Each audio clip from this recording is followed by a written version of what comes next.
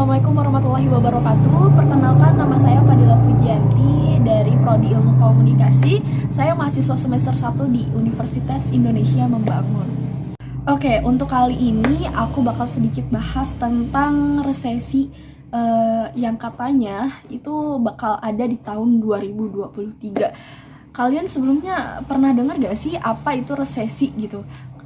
Dan aku juga baru dengarnya tuh di salah satu media sosial ya, terutama di TikTok, karena zaman sekarang ini tuh anak-anak muda tuh biasanya kan sering bukanya tuh TikTok ya, atau media sosial lainnya seperti Instagram, Twitter gitu yang lagi trending tuh jadi tahu gitu kan ya.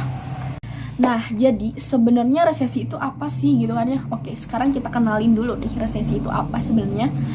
Menurut pandangan saya mungkin ya, resesi itu sebagian dampak dari pandemi virus corona kemarin ya. Nah, itu tuh berdampaknya tuh mungkin di tahun depan gitu ya. Di tahun, mitos-mitosnya tuh di tahun 2023, berarti tahun depan kan ya.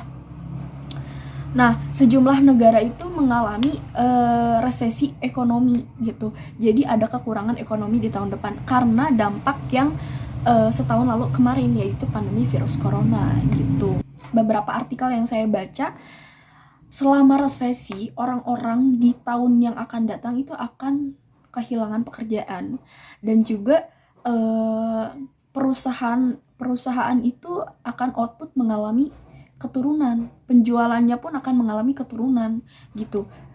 Itu selama berlangsungnya resesi gitu.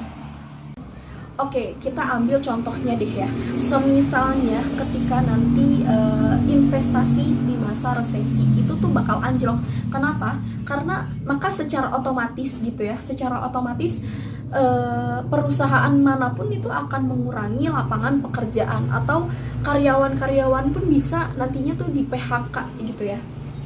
Nah, mungkin itu sedikit contoh dari dampak resesi mungkin yang nantinya akan datang di tahun depan mungkin ya, di tahun 2023. Itu yang saya baca ya dari beberapa artikel, atau mungkin pernah lewat sosial media kalian juga gitu ya. Barangkali kalian tahu apa sih sebenarnya resesi itu gitu ya.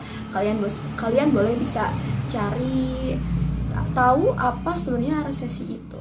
Nah, bahkan dari contoh itu pun sendiri ya, pemutusan hubungan kerja pun nantinya bakal naik signifikan ya. Secara mungkin sekarang yang Indonesia tuh lagi susah-susahnya lagi kerja mungkin ya, tapi sekarang tiba-tiba ada rumor katanya tahun depan bakal ada resesi gitu lah ya. Nah, itu sebenarnya perlu dianalisis juga ya, benar atau tidaknya. Mungkin kalian bisa baca dari beberapa artikel ya. Dan ini mungkin menurut pandangan saya, dan yang saya tahu juga hanya seberapa gitu ya. Oke, lanjut. Nah, ada dampak-dampak nih dari masa resesi. Jadi yang pertama itu adanya pengangguran itu semakin meningkat ya. Dan yang kedua itu ada mungkin orang-orang itu berbelanjanya tuh berubah ya, mungkin lebih mementingkan kebutuhannya diri sendiri daripada keinginannya gitu. Oke, yang ketiga itu nanti ada penjualannya pun akan melambat gitu ya, mungkin akan menurun kali ya. Dan yang keempat itu ekonominya mungkin ya, atau perusahaan-perusahaan membatasi karyawan, atau secara ini di PHK gitu. Menurut saya solusinya itu adalah dari sekarang. Jadi gak perlu nunggu harus tahun depan, karena kita udah berapa bulan lagi sih gitu kan, mau sampai ke tahun depan sebulan lagi juga udah. Kita juga ini di bulan November udah hampir mau ke akhir tahun lah ya. 1 bulan lagi juga kita udah mau ke tahun 2023. Nah, daripada nunggu harus sampai 1 tahun, mending kita dimulai dari sekarang aja, kayak nabung dari sekarang, atau menghemat dari sekarang gitu. Apa susahnya? Dan kalau misalkan kita ngikutin zaman, itu nggak akan ada habisnya. Kenapa? Karena setiap zaman itu tuh pasti bakal selalu ada yang trendingnya, entah dari berbentuk fashion kah atau apapun itu pasti nggak akan ada habisnya. Nah, jadi makanya nggak perlu lah ngikutin trending ataupun zaman-zaman gitu, karena kita nggak akan pernah puas. Manusia itu nggak akan pernah puas. Jadi menurut saya lebih baik uangnya ditabung dari sekarang, atau mulai dari sekarang lah untuk apapun itu, entah dari menghemat uang atau berbelanja dengan sesuai dengan kebutuhan, bukan keinginan, atau kita kalau perlu sih investasi dari sekarang ya, karena menurut aku investasi itu penting ya, karena itu mungkin tabungan untuk masa depan. Jadi kita kan gak ada yang tahu ya masa depan yang akan datang kayak gimana, tapi kalau dari diri kita sendiri yang berusaha, insya Allah pasti akan ada jalannya gitu. Nah, jadi tujuan saya untuk membuat video tentang resesi ini tuh apa sih sebenarnya gitu kan ya.